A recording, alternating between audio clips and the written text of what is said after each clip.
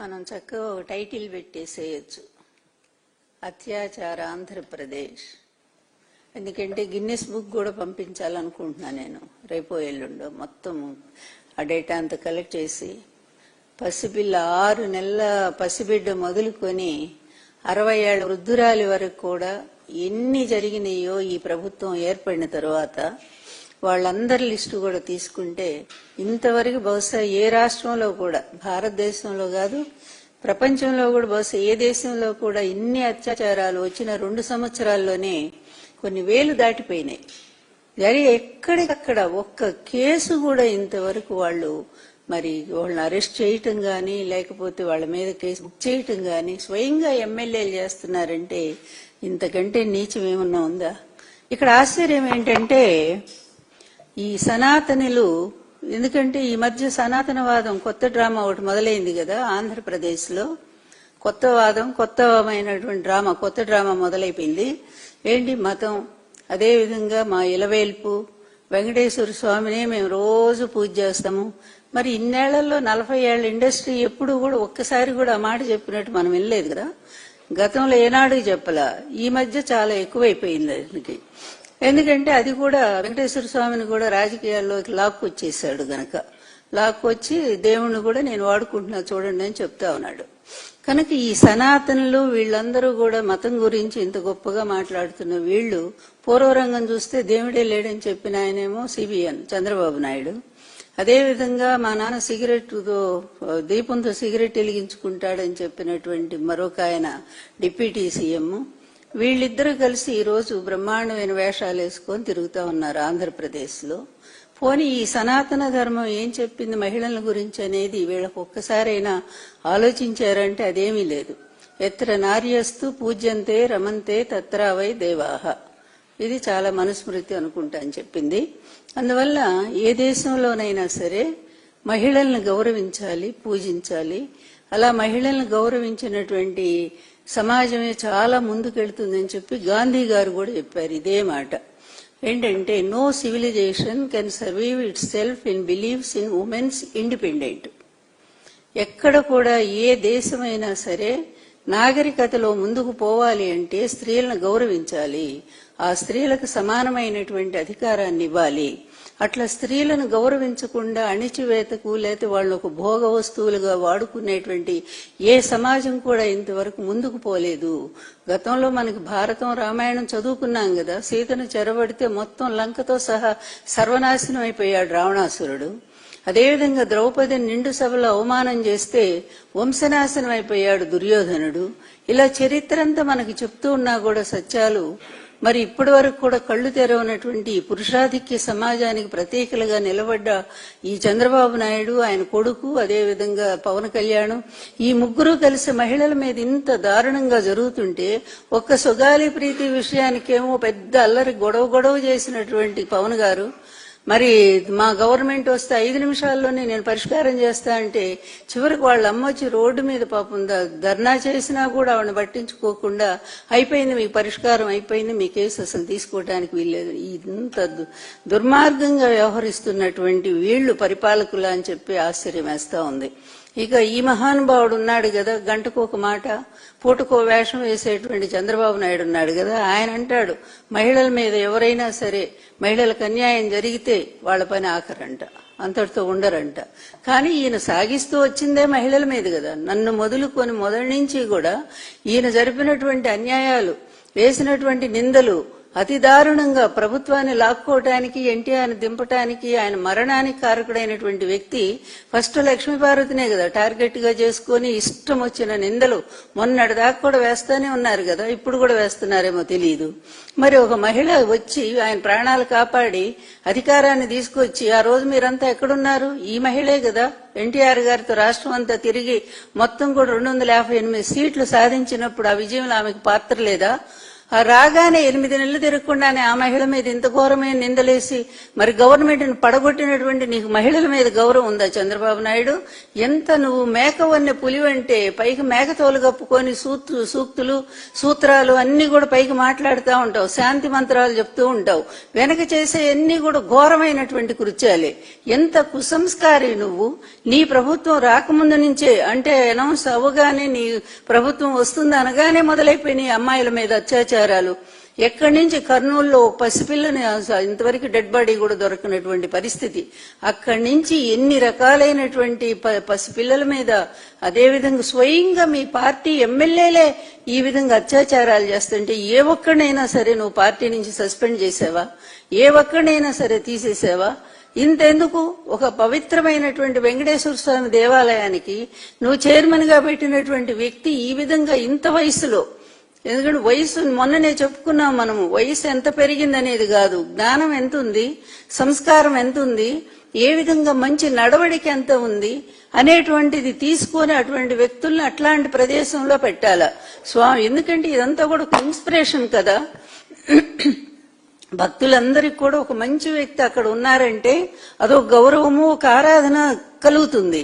అట్లాంటి ఒక వ్యక్తే ఈ విధంగా పాల్పడితే మళ్ళా నిస్సిగ్గుగా దాన్ని సమర్థించుకుంటుంటే ఏం తప్పేంటి మేం చేస్తే అనేటువంటి స్థాయిలో ఉంటే, మీ వ్యక్తిగత జీవితాల గురించి మాట్లాడట్లేదు మేమెప్పుడు. మీ వ్యక్తిగతంగా 5 చేసుకోండి, 10 మందిని చేసుకోండి, కానీ నువ్వు ఆ స్థానంలో ఉన్నప్పుడు ఒక మహిళ ఉత్తరం రాసి నీ దుర్మార్గాల్ని, నువ్వు చేసిన పాప పనుల్ని, వీటన్నిటిని కూడా ముఖ్యమంత్రి స్వయంగా రాసి ఇలాంటి వ్యక్తిని తీసుకురావద్దు ఈ పదవిలోకి అని చెప్పినప్పుడు అది కూడా పాటించలేదంటే నీ సంస్కారం, నీ సనాతన ధర్మం, నీ వెంకటేశ్వర స్వామి భక్తి చంద్రబాబు నాయుడు ఎక్కడ కలిపేశావు? ఏ కృష్ణానదిలో కలిపేశావు? అంటే ప్రతిదీ రాజకీయమేనా? అడుగడుగునా కూడా ఈ విధంగా దేవుడితో కూడా నువ్వు ఆటలాడుతూనే ఉంటావా? లడ్డు వ్యవహారం చూసాం, ఇప్పటిదాకా ఎన్ని నాటకాలు ఆడావో. తీరా సుప్రీంకోర్టు 2 సార్లు మొట్టికాయలు ముట్టినా సిగ్గులేదే నీకు? ఇంత కూడా సిగ్గు రాదు కూడా అసలు. ఎందుకంటే నువ్వు మనిషివి అయితే కదా. ఇక పాలకుడు అని చెప్పుకోవడానికి నిజంగా మాకైతే ఆ మాట కూడా మేము అంగీకరించలేము. నిజమైన పరిపాలన, మహిళలకు నిజంగా న్యాయం జరిగిందంటే అదొక్కసారి ఆలోచించి చూడండి. జగన్ గారి ప్రభుత్వంలో నిజంగానే మహిళలకు ఆయన అందించినటువంటి ఆసరా గాని, చేయూత గాని, లేకపోతే ఇళ్ల పట్టాలు గాని, ఇంకా అన్ని ప్రతి పథకంలో కూడా మహిళలకు 60% ప్రతి దాంట్లో కూడా నామినేటెడ్ పోస్టుల్లో కూడా మహిళలకు స్థానం కల్పించి వాళ్ళ గౌరవాన్ని నిలబెట్టినటువంటి ఏకైక నాయకుడు ఎవరయ్యా? జగన్మోహన్ రెడ్డి గారు. మరి నువ్వు వచ్చిన తర్వాత అంతెందుకు, పక్కనున్నటువంటి తెలంగాణ రాష్ట్రంలో ఒక అమ్మాయిని 3 దుర్మార్గులు వాళ్ళు వెళ్ళి అమ్మాయిని అత్యాచారం చేసి చంపేస్తే దిశ అనేటువంటి పేరు తీసుకొస్తే చట్టాన్ని, అది వెంటనే ఆంధ్ర రాష్ట్రంలో అమలు చేసింది ఎవరు? జగన్మోహన్ రెడ్డి గారు. దిశ యాప్ని తీసుకొస్తే ఆ రోజు 1.5 మంది, 1,50,00,000 మంది ఆ దిశ యాప్ని వాళ్ళ ఫోన్లో ఫీడ్ చేసుకొని పెట్టుకున్నారు అమ్మాయిలు. అంతేకాదు, ఫోన్ 3 సార్లు ఊపితే చాలు. ఎన్ని పోలీస్ స్టేషన్లు పెట్టారు, దిశ పోలీస్ స్టేషన్లు. మరి ఆ పోలీస్ స్టేషన్కి ఒక్కసారి ఫోన్ నుంచి చాలు, ఒక రింగ్ వస్తే చాలు, అలా కదిలిస్తే చాలు, వెంటనే పోలీసు స్టేషన్లో మెసేజ్ వచ్చేస్తుంది. రాగానే ఆ దగ్గరలో ఉండే పోలీసులు వెంటనే పోతారు. అలా అనేక సార్లు అమ్మాయిలను రక్షించారు కదా. ఇలాంటివన్నీ నీకు ఎట్లా తెలుసు? అసలు నీకు అవి తెలియటం కాదు, నీ బుర్ర కూడా ఎక్కువ. ఎందుకంటే ఎంతసేపు ప్రతిదాన్ని కూడా నీ ఖాతాలో వేసుకోవటం నీకు అలవాటు కదా, చోరీ చేయటం నీ అలవాటు కదా, దొంగతనం అనేది నీకు అలవాటు కదా. జగన్ గారు చేసిన ప్రతి మంచి పని కూడా నువ్వు ఆ క్రెడిట్ అంతా నీ దాంట్లో నీ ఖాతాలో వేసుకోవటం. ఇప్పుడు నీ కొడుకు కూడా అట్లాగే తయారయ్యాడు. వాడు నేను చేశానని చెప్పుకుంటా ఉన్నాడు. ఇంతకంటే సిగ్గుమాలినటువంటి పాలకులు ఎక్కడైనా ఉన్నారా? దేశ చరిత్రలోని ఒక సిగ్గుమాలిన వాడివి. ఇంత నువ్వు చెప్పేడు, అసలు ప్రజలకు నీ పట్ల ఎటువంటి భావన ఉందో ఒక్కసారి చంద్రబాబు ఆలోచించావా నువ్వు? సారీ, ఒక్కసారన్నా నువ్వు ఆలోచించావా? ప్రజలు ఎంత అసహించుకుంటున్నారో, ఎంత ఏహ్యత నీ పట్ల కలిగి ఉన్నారో నీ పరిపాలన పట్ల అనేది అవేమీ పట్టవు నీకు. ఎందుకంటే బెజవాడను ముంచేసిన దగ్గర నుంచి కూడా ప్రజలు ఎన్ని అవస్థలు పడుతున్నారో, రైతుల దగ్గర నుంచి మహిళల వరకు ఎన్ని రకాల ఇబ్బందులు పడుతున్నారో ఇవేవీ రావు. ఎంతసేపు ఉన్నా కూడా నువ్వు డబ్బు సంపాదించుకోవటం, అవినీతి మార్గంలో నువ్వు నీ కొడుకు, అదే విధంగా మిమ్మల్ని నమ్ముకున్నటువంటి పవన్ కళ్యాణ్కి. ఈ విధంగా మీ ముగ్గురే లాభపడుతున్నారు తప్ప ఆంధ్ర రాష్ట్రంలో ఇంకెవరికైనా న్యాయం జరుగుతుందా? మీ పార్టీలో కొంతమంది వ్యక్తులు దోపిడీ శుభ్రంగా భూ కబ్జాలు చేస్తా ఉన్నారు, ఇసుక దోపిడీ చేసేసారు, ఇంకా మైనింగ్ అన్ని ఎక్కడ ఏది ఆఖరి మట్టితో సహా తవ్వేసుకుని అమ్మేసుకుంటా ఉన్నారు.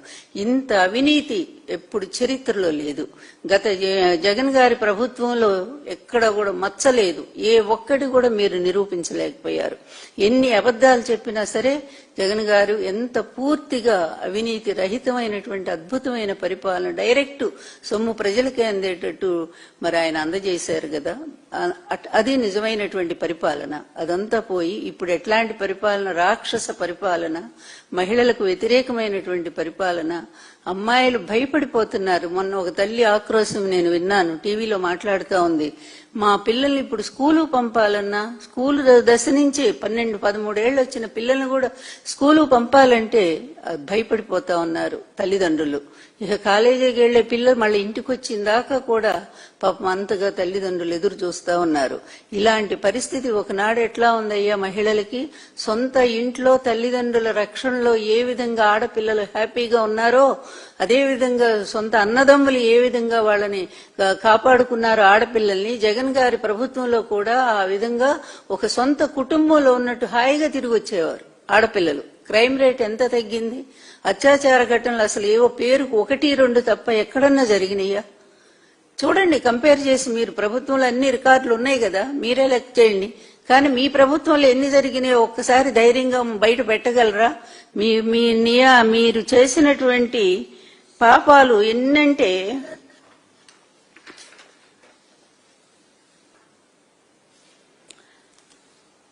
ఇందులో మీ జనసేన, మీ పొత్తులో ఉన్న పార్టీ కూడా అందులో భాగస్వామి అయింది. ఇందులో కూడా భాగస్వామి అయింది. సంతోషం. ఎందుకంటే పాపానికైనా పుణ్యానికైనా ఏదైనా సరే చత్వారో సమభాగిన అంటారు. ఏదైనా పుణ్యాన్ని పంచుకోవటానికి కూడా నలుగురుంటారు, పాపాన్ని పంచుకునేది కూడా కర్త కారయిత చైవ ప్రేరకశ్చ అనుమోదకాః చత్వారో సమభాగినః పుణ్యాపుణ్యం. అందువల్ల పుణ్యం కానీ పాపం కానీ వాళ్ళు నలుగురు కూడా భాగం పంచుకుంటారు. అలాగే ఇక్కడుండే రాష్ట్ర బీజేపీ కూడా శుభ్రంగా మీరు చేసే పాపాల్లో భాగం పంచుకుంటుంది. ఒక్క రోజు కూడా నోరు విప్పి వాళ్ళు మాట్లాడరు. మీ ఎమ్మెల్యేలు అతి దారుణంగా ప్రవర్తిస్తుంటే ఆడపిల్లల మీద మరి ఎక్కడ ఒక్కసారన్నా మరి ఇదేం రాజ్యాంగం అయ్యా బాబు?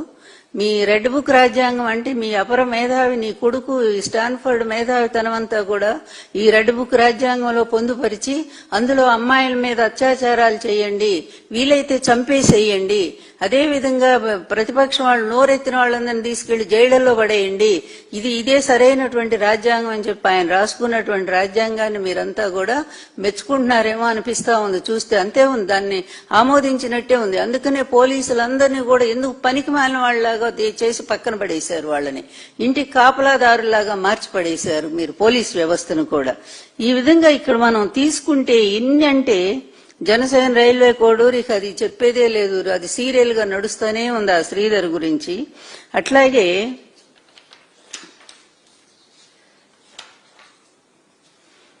తొమ్మిది 2/2025 జనసేన నేత కిరణ్ రాయల్ లైంగిక వేధింపులు డేట్స్ తో సహా ఇస్తా ఉన్నాం మేము. తర్వాత ఎమ్మెల్యే నసీర్ వెకిలి చేష్టలు 3/8/2025 కోనేటి ఆదిమూలం వీడియోతో పోలీసులు మహిళ ఫిర్యాదు చేసింది. 5వ తారీఖు 5/9/2024 అద్భుతమైనటువంటి మీ పరిపాలనలో ఎన్ని గొప్ప పనులు జరిగినాయో అందులో మీ ఎమ్మెల్యేలు ఎంత పాపం మంచి బుద్ధితో ప్రవర్తించారు. దళిత మహిళా వియోపై టీడీపీ నేత లైంగిక వేధింపులు 22/7/2025 కేజీవీపీలో సీటు ఇప్పిస్తానంటూ ఒంటరి మహిళకు లైంగికమైన వేధింపులు 21/7/2025 జాబ్ కోసం కమిట్మెంట్ ఇవ్వనున్న టీడీపీ కార్యకర్త ఉద్యోగం సరికది 21/7/25 తర్వాత యువతి మీద టీడీపీ కార్యకర్త లైంగిక దాడి 3/7/2025 యువతిని మోసం చేసిన కేసులో టీడీపీ నేత తనయుడు అది బలవంతంగా అరెస్ట్ చేశారు. అసలు చేయకపోతే వాళ్ళ అమ్మాయి తల్లిదండ్రులు కోర్టుకు వెళ్తామని చెప్పి వాళ్ళు నిరసనకు దిగేసరికి తప్పనిసరి కేసు పెట్టారు. అంతేగాని అతనేమో అరెస్ట్ చేయలేదు. ప్రేమ పేరుతో టీడీపీ ఎమ్మెల్యే వాసు అనుచరుడి మోసం 15/6/2025 దళిత మైనర్ బాలిక మీద 6 నెలలుగా టీడీపీ కార్యకర్తల అత్యాచారం. అందులో ఏ ఒక్కడన్నా అరెస్ట్ చేశారండి? 5/6/2025 అమ్మాయి గర్భవతి అయింది పాపం. నిజంగా ఆ పిల్ల ఏమైందో కూడా ఇప్పుడు తెలియట్లేదు. ఇంత దారుణాలు. 7 ఏళ్ల బాలిక మీద టీడీపీ కార్యకర్త అఘాయిత్యం. పల్నాడు జిల్లాలో అంగన్వాడీ కార్యకర్తకు టీడీపీ నేత లైంగిక వేధింపులు 6/4/2025. అనిత నియోజకవర్గంలో మహిళల దుస్తులు చింపి టీడీపీ నేతలు దాడి చేసి ఆమెను రోడ్డు మీద నడిపించారు 31/6/2024. విద్యార్థులు వాష్ రూమ్లో సీక్రెట్ కెమెరాలు 38/2024. పక్క మీదకు వస్తే బిల్లులు చేస్తారన్న టీడీపీ నేత 30/9/2024. బాలికను గర్భవతిని చేసిన టీడీపీ కార్యకర్త 5/1/2025. 4 ఏళ్ల చిన్నారి బాలుడి మీద లైంగిక దాడి, చిన్న బాబు మీద, మగపిల్లల మీద కూడా. పలాసలో 2 విద్యార్థులపై టీడీపీ కుటుంబాలకు చెందిన యువకుల గ్యాంగు రేపు 19/10/2024. సవిత ఇలాకాలో మహిళపై టీడీపీ కార్యకర్తల లైంగిక దాడి 3/9/2024. టీడీపీ నేతల గాజుల రాసలీలల వీడియోలు బహిర్గతం 17/10/2024. ఇలా చెప్పుకుంటా పోతే ఒక కామాంధుల్లాగా, విచ్చలవిడిగా, దున్నపోతుల్లాగా, ఇట్లాంటి రోడ్డు మీద వదిలేసిన ఆంబోతుల్లాగా మీ శాసనసభ్యులు అంటే అలాంటి వాళ్ళని ఎంపిక చేసి మరీ కూడా సీట్లు మరి మీ కొడుకు ఇప్పించుకున్నాడో నువ్వు ఇచ్చావో తెలియదు గాని ఇలాంటి వెధవలందరినీ కూడా తీసుకొచ్చి ఆడపిల్లలకు అన్యాయం చెయ్యండి అని పాపం నోరు తెరిచి ఎంత ఎక్కువగా దళిత కుటుంబాలకు చెందినటువంటి అమ్మాయిలు ఉన్నారు. వాళ్ళు పెద్దగా వచ్చి రోడ్డు మీదకి వచ్చి మిమ్మల్ని ఎదిరించి పోట్లాడలేరు. కానీ మీరు మాత్రం అట్లాంటి పిల్లల్ని వాళ్ళకి పాపం కన్న తల్లిదండ్రులకు బాధ ఎంత కడుపు శోకం ఉంటదండి. కన్నబిడ్డ ఈ విధంగా కళ్ల ముందు బలైపోతా ఉంటే ఏ తల్లిదండ్రులు ఓర్చుకోగలరు? పాలకులయ్యుండి ప్రజల బాధలను అర్థం చేసుకుని రక్షించాల్సింది పోయి ఒక దుర్మార్గుల్లాగా వ్యవహరిస్తున్నటువంటి మీ పార్టీ నేతల మీద ఏం తీసుకున్నావు చర్యలు చంద్రబాబు? పవన్ కళ్యాణ్ మిమ్మల్ని కూడా మేము అడుగుతా ఉన్నాం, నువ్వేం తీసుకున్నావయ్యా? చీటికి మాటికి ఓ సినిమా డైలాగ్స్ వల్లించేస్తావు, ఆవేశంలో ఊగిపోతావు, వెళ్లిపోతావు. కానీ ఈ రాష్ట్రానికి నీ వల్ల జరిగిన మేలేంటో చెప్పండి పవన్ బాబు. మీ వల్ల ఏ ఒక్క మేలు జరిగింది, ఏ ఒక్క మహిళకు న్యాయం జరిగిందో దయచేసి చెప్పండి. ఇంకా ఆయన గురించి చెప్పనే అక్కర్లేదు. అదొక మాలోకం. ఆ మాలోకాన్ని తీసుకొచ్చి రేపు మా మీద ఆంధ్రప్రదేశ్ ప్రజల మీద రుద్దటానికి ప్రయత్నం చేస్తారు. ఇందులో ఎక్కువ శాతం మంది ముఖ్యంగా బిఆర్ నాయుడు గారి గురించి చెప్పుకోవాలి అంటే ఒక మంచి మాదంతా చాలా గొప్ప కులం, మా రక్తం ఇంకెవరికి ఉండదు, ఇంత మంచి కులమే మా ఇంకెవరికి రాదు, మేము అంత గొప్పవాళ్ళం ఇంత గొప్పవాళ్ళం అని ఒకటే వీడియోల్లో ఈ మధ్య వాళ్ళు ప్రచారం చేసుకున్నారు కదా. ఒక కమ్యూనిటీ, ఒక సామాజిక వర్గం అంతా. మరి అంత మంచి కమ్యూనిటీలో పుట్టి ఇలాంటి ఏదో పేర్లు తీసుకొచ్చి చెడ్డ పేర్లు తీసుకొస్తూ సమాజానికి హాని చేస్తూ మహిళలకు అన్యాయం చేస్తూ పాపం ఆ మహిళ ఎవరో లెటర్ కూడా రాసింది కదా, తన కూతురికి ఆరోగ్యం బాగాలేక డబ్బులు ఇవ్వమన్నా కూడా ఇవ్వకుండా వాడుకుంటున్నాడు, ఇట్లాంటి వెధవకి ఇవ్వద్దు అని చెప్పి ముఖ్యమంత్రి స్వయంగా రాసింది కదా. ఇలాంటి వాళ్ళని తీసుకొచ్చి ఇక్కడ మరి పైన కూర్చోబెట్టి తిరుమల కొండ మీద కూర్చోబెట్టి ఆ పదవిలో చేస్తున్నటువంటి చంద్రబాబు నాయుడు ఏమాత్రం కూడా నీకు సిగ్గు బిడియం ఏమీ లేవా? అసలు మనిషివేనా నువ్వు? మానవత్వం అనేది ఇంత కూడా లేదా నీకు? అరే మహిళలు కదయ్యా బాబు, మన ఇంట్లో అమ్మాయిలు ఉన్నారు, మనము మరి ఎంతో ప్రేమిస్తాము. అలాంటిది ఆ మహిళలు మాత్రం మహిళలు కాదా? మన అమ్మాయిలు లాంటి వాళ్ళు కాదా? వాళ్ళ తల్లిదండ్రులకు ఆ కడుపు శోకం లేదా? ఇంతమంది మహిళలకు అన్యాయం చేసిన దుర్మార్గులు నువ్వు నడివీధిలో పట్టుకొని అక్కడ సజ్జనార్ గారు ఎట్లా చంపి పడేశాడో అలా చేసి ఉంటే నీకు ఎంత మంచి పేరు వచ్చి ఉండేది. ఒక్కడిని కనీసం నువ్వు కాల్చి చంపించేవా? లేకపోతే వాళ్ళని తీసుకెళ్లి అసలు జన్మ ఖైదు వేయించేవా? నువ్వు ఏ ఒక్క ఎమ్మెల్యే మీద నువ్వు చర్య తీసుకున్నావా? ఇంతకంటే హీనత్వం ఇంకెక్కడ ఉంటుంది? ఇంతకంటే దరిద్ర పరిపాలన, ఇంతకంటే ముదనష్ట పరిపాలన ఈ చరిత్రలో ఎక్కడైనా ఉందా? నీది తప్ప. నీ దరిద్రపు ఈ పరిపాలనలో ముఖ్యంగా అమ్మాయిలు ఎక్కువగా బాధపడుతా ఉన్నారు. నువ్వు ఇచ్చేటువంటి పథకాలు ఎట్లాగ ఎగ్గొట్టావు, వాళ్ళకి ఏమీ రావట్లేదు. ఆఖరి పెన్షన్లు ఇచ్చేటువంటి వాళ్ళకు కూడా దాదాపు 30 లక్షల మందిని తీసిపడేసావు 60 లక్షల్లో. అయ్యగొట్టేశావు. ఇక చేయూత లేదు, ఆసరా లేదు, మహిళలకు ఒంటరి మహిళలకు ఇచ్చేటువంటి లేవు, ఇవన్నీ కూడా ఎగ్గొట్టేశావు. నువ్వు వాళ్ళకి ఆ విధంగానూ ఒక పేద మహిళలకు సాయం చేయలేకపోతున్నావు. ఈ విధంగా కూడా ఇష్టం వచ్చినట్టు ఒక దున్నపోతుల్లాగా, ఆంబోతుల్లాగా, బలిసిన దున్నపోతుల్లాగా వచ్చి అమ్మాయిల్ని అత్యాచారం చేసి ఈ విధంగా దారుణంగా మరి వాళ్ళ జీవితాలతో ఆడుకుంటున్నటువంటి ఈ ఆంబోతుల్ని కట్టడి చేయలేకపోతున్నావు. ఎందుకయ్యా నీ పరిపాలన? నీకెందుకు అసలు? నువ్వు ఏం మంచి చేసావని ముఖ్యమంత్రి కావాలి? అడ్డదారిలో వస్తావు, ఎప్పటికప్పుడే వస్తావు. ఆ రోజు అంతే, ఎన్టీఆర్ని వెన్నుపోటు పొడిచావు, అడ్డదారిలో వచ్చావు. తర్వాత బీజేపీని పట్టుకున్నావు, మళ్ళీ అడ్డదారిలో వాళ్ళ దీంతో వచ్చావు. మొన్న అంతే, మోడీ గారి చలవతో గెలిచావు 2014లో. ఇప్పుడు అంతే, కూటమి ముగ్గురు వేసుకొని ముగ్గురు కూర్చురా ముండదయ్యం అన్నట్టుగా ముగ్గురు కలుపుకొని నువ్వు వచ్చి ఏదో పెద్ద, అది కూడా మళ్ళీ ఈవీఎంలు దీంతో చేసావు, మాయం మోసం చేసి గెలిచావు. ఇంత చేసి నువ్వు ఇలా అడ్డదారిలో గెలవటం అలవాటైన నీకు ఈ అడ్డదారి పనులు అలవాటు. నువ్వు అదే అనుకుంటున్నావు. నేను ఎట్లాగే ఈ ప్రజలు నన్ను గెలిపించలేదు గనక నా రాష్ట్రంలో ఇష్టం వచ్చినట్టుగా నన్ను నమ్ముకున్నటువంటి వాళ్ళు ఏమైనా చేయని, ఎటువంటి అకృత్యాలకైనా పాల్పడినాయి, ఎటువంటి దుర్మార్గాలైనా చేయని, వాళ్ళని గురించి నేను ఇంకా ఆలోచించను. చక్కగా చేసుకోండి, మీరు హ్యాపీగా ఉండండి, మీ మీద శిక్షలు లేకుండా నేను చూసుకుంటాను. ఎందుకంటే నేను కూడా అంతే కదా, శిక్షలు తప్పించుకుంటేనే బతుకుతున్నాను కదా. ఈ రాష్ట్ర ప్రజల సొమ్మంతా కూడా లాయర్లకు నేను దోచిపెడతానే ఉన్నాను కదా. లేకపోతే ఇన్నేళ్లు ఎన్ని కేసులు నా మీద ఉన్నా కూడా ఏ లూద్రానో మరొకళ్ళు సిద్ధార్థ వీళ్ళంతా వస్తారు, నన్ను కాపాడుతారు, కోట్లు డబ్బు తీసుకొని పోతారు. అలాగే మీకు కూడా నేను కాపాడుతూ ఉంటాను, చెయ్యండి మీ ఇష్టం వచ్చినట్టు అని. ఈ విధంగా నువ్వే ప్రోత్సహిస్తున్నావా నీ పార్టీ వాళ్ళని? వాళ్ళ ఆనందాలకు అడ్డం రాకూడదని, వాళ్ళు ఏం పని చేసినా సరే వాటన్నిటికి కూడా నీ సపోర్ట్ ఉంటుందని పరోక్షంగా నువ్వు తెలియజేస్తున్నావా? అట్లాంటి వాడు ఎందుకు మహిళల పేరెత్తుతావు నువ్వు? ఏ మహిళకైనా అన్యాయం జరిగితే తన్నాలనిపిస్తుంది. నిజంగానే ఎంత కోపం వస్తుందంటే అట్లాంటి మాటలు మాట్లాడినప్పుడు. ఇట్లాంటి పిచ్చి మాటలు ఎవరు మాట్లాడినా కూడా నాకే కాదు, వినేటువంటి ప్రతి ఒక్కళ్ళకు కూడా బాధ కలుగుతుంది. ఇట్లాంటి పిచ్చి మాటలు ఎందుకు మాట్లాడుతున్నారు వీళ్ళు అని చెప్పి. అందువల్ల దయచేసి ఎవరైనా సరే మీ పార్టీలో వాళ్ళు ఎవరూ కూడా మహిళలకు మేము న్యాయం చేస్తామనేటువంటి మాట ఒక్క మాట కూడా మాట్లాడొద్దని చెప్పి నేను తెలియజేస్తా ఉన్నాను.